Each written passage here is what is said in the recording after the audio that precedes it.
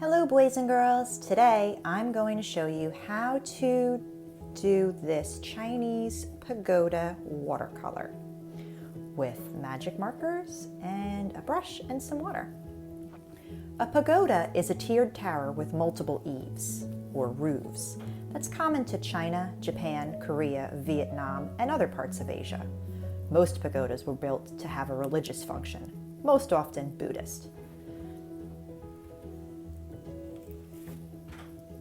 Our first step is to find the center of our paper because we're going to try to create a pagoda that has reflective symmetry. That means it's the same on both sides. We're going to start at the bottom of our pagoda and we're going to work our way to the top. So in order to find the center, I'm going to put my finger in the middle.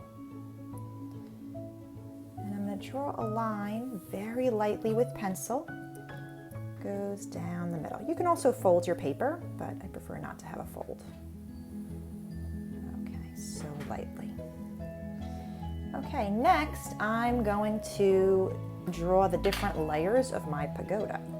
I'm going to work with marker so that you can see what I'm doing.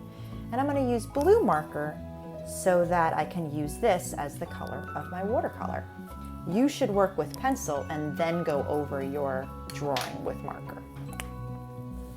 So I'm going to start at the bottom and I think I'll make some steps. Now remember, you are the artist. You don't have to do exactly as I'm doing. You can make up your own base and make decisions as an artist on what you want your pagoda to look like.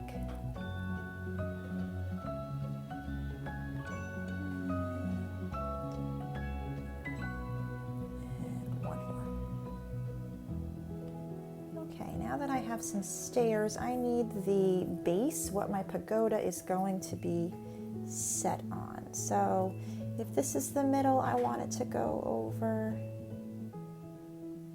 this much, and then I want to do the same exact thing on the other side.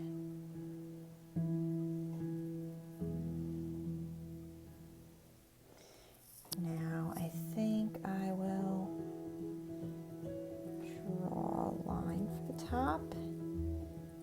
Maybe I'll slope it a diagonal. You could do yours straight across or you can make yours different. There you go.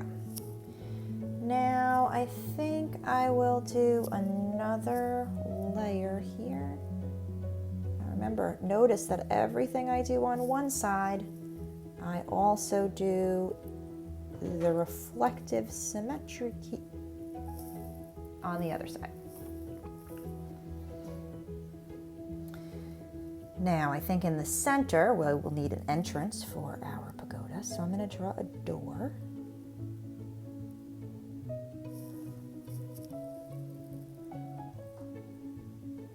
In the middle, and I'll draw some trim around that door.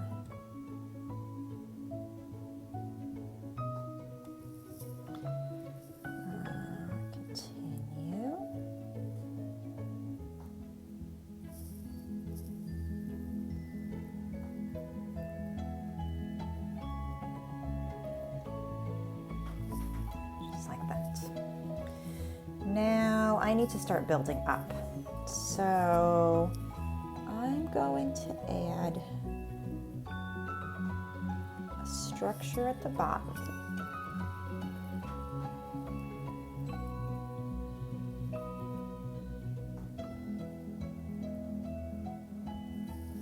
Okay, and the base and the doorway of our pagoda is complete. Now, when you draw a pagoda, you want to stack boxes on top of one another so that each time it gets a little closer to our center line.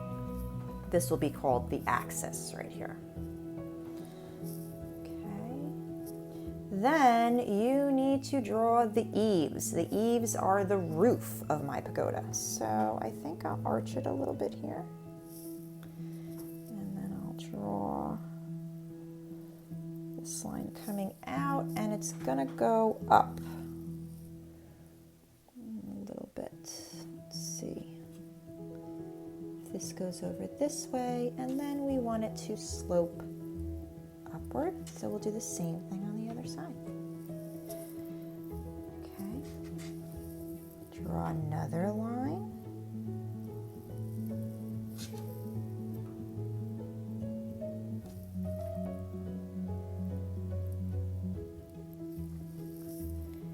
And then I'm going to draw a line in on this side and a line in on this side, trying to keep it symmetrical the whole time. What I do on this side, I do also on this side. I'm going to draw a line across, and then I think I'll make a little bit of trim there. And we have the base. And it's starting to look like a building. Now, as you're going to repeat these steps over and over and over again, you're going to always go just a little bit closer to my central axis. Draw a line on this side and a line on this side. You're going to connect them like this. Then you're going to draw a curved line and a curved line. And another curved line that just meets at the point. Curved line that just meets at the point. And you are going to connect them. Now I'm going to do some more trim. I'll match the bottom. It might help you to use a ruler as you're drawing, if you have one handy, or a straight piece of cardboard to get these lines straight.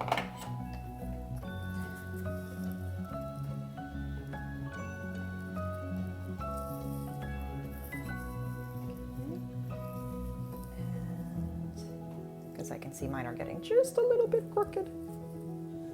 That's okay. Go up. Even this out a little.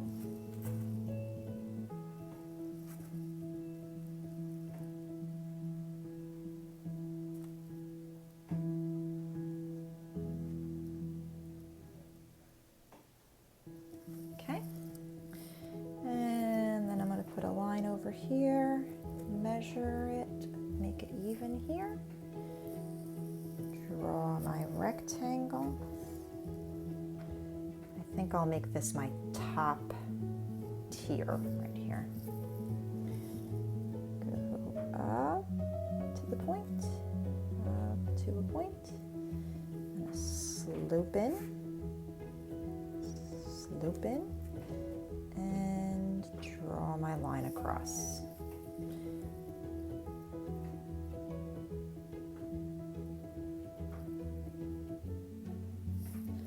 Now I'm going to draw a point.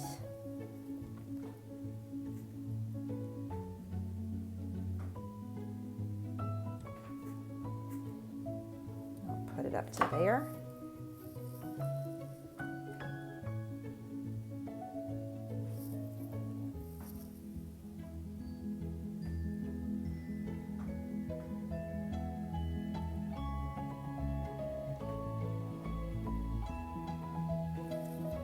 Okay, and my basic structure of my pagoda is complete. I can erase this central line if my marker's dry.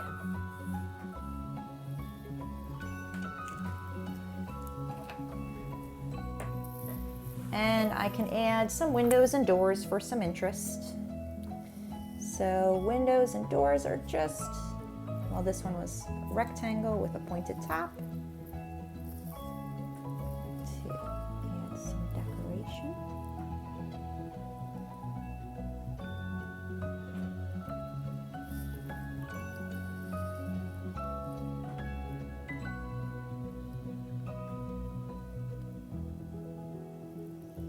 If I go over areas more, I'll make them darker.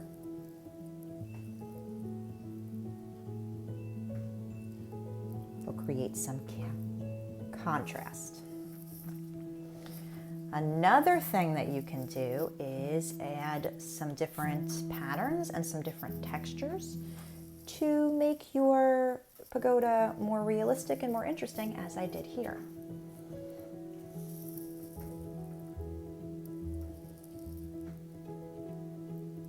Remember, what you do on one side, you always have to do on the other side.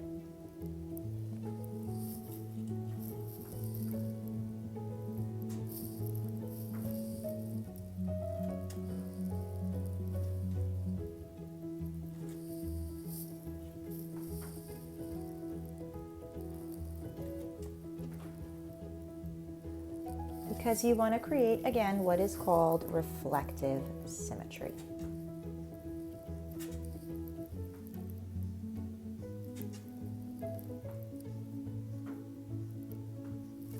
You can add windows and doors wherever you like and decorations wherever you like. And I will be right back after I add some interesting patterns and finish my windows and doors.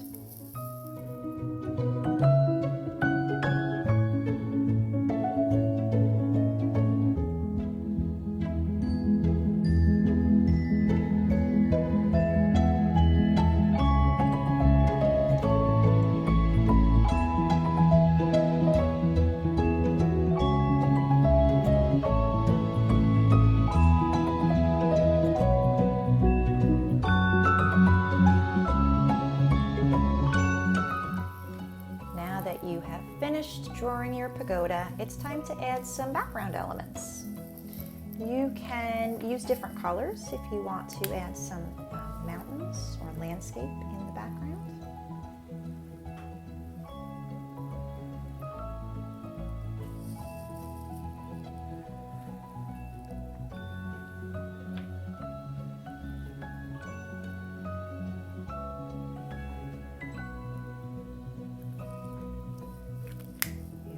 To add a red sun.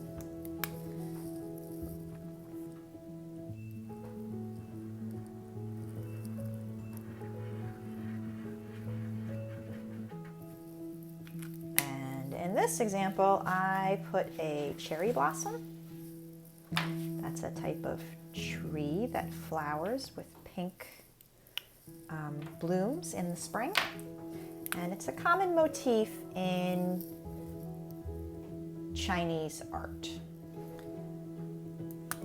So a cherry blossom, you could also do any tree that has some green leaves, but I just wanted some extra color in my drawing. And I'm going to do it on the opposite side. When you're drawing a tree, you start with the trunk of the tree. Start with a vertical line, and then you can kind of make it go diagonal. And then you're going to be drawing branches off of the tree. Branches should always reach upward for a cherry blossom because they would be growing towards the sunlight. And then I'm going to add the pink flowers, or, you know, it's just kind of tree branches. So I just kind of make cloud shapes. I color in part of it. Different shades of pink if you want. You don't need a lot. I'm going to keep it kind of low to the page. And my drawing is complete. Now it's my favorite part, to turn my marker into watercolor. So I'm going to select a brush. Bigger brush is for bigger areas. Smaller brush would be for more detailed areas. So pick out another brush here.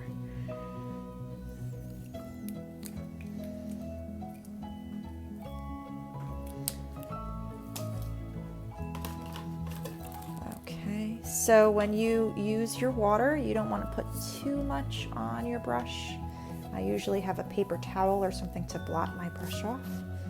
Start up here, and you see I put the water above so it's white, and then I pull in a little bit of the green color into my sky. I'm going to leave my red sun alone. Try not to get any water on that because I don't want it to look like it's anything except a red sun in the sky.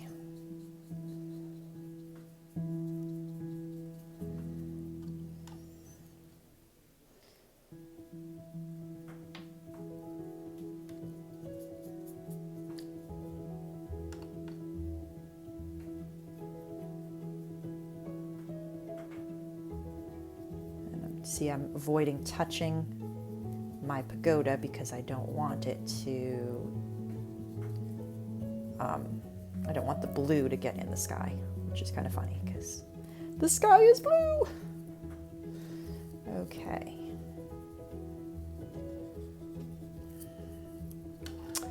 I'm gonna wash off my brush real good, and I'll also do my pink tree.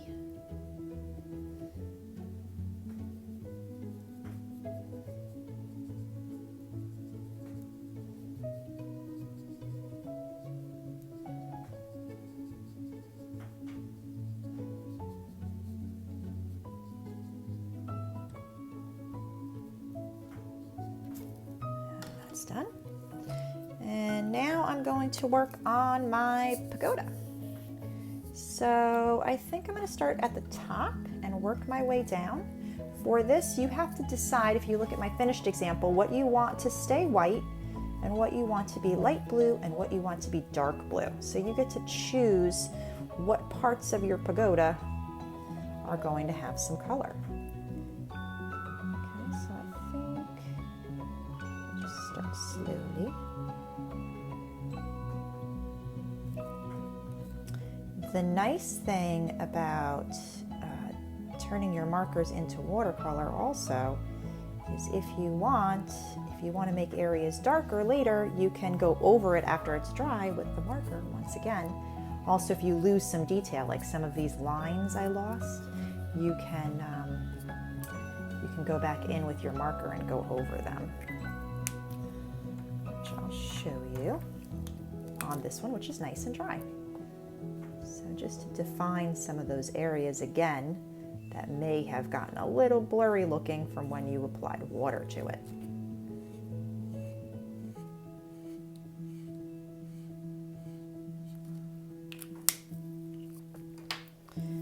Now I think I want my opening of my house. Oh, I went to the bottom. I shouldn't have done that. The reason you want to start at the top and work your way down is so that you're not putting your hand accidentally in the areas that you just painted. I'll finish this now. So it's probably a better idea to work, like I said, from the top and work your way down. It's also a good idea to have a paper towel handy so that you can blot off the extra water on your brush and not get it all over the place.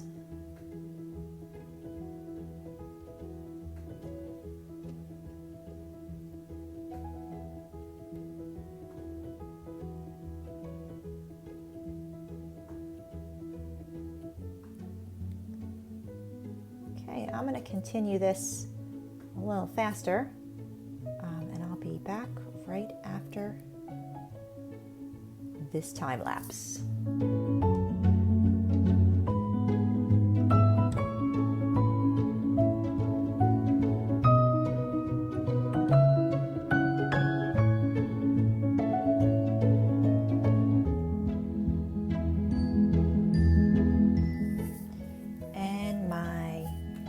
Chinese Pagoda is complete. Don't forget to add your artist's signature.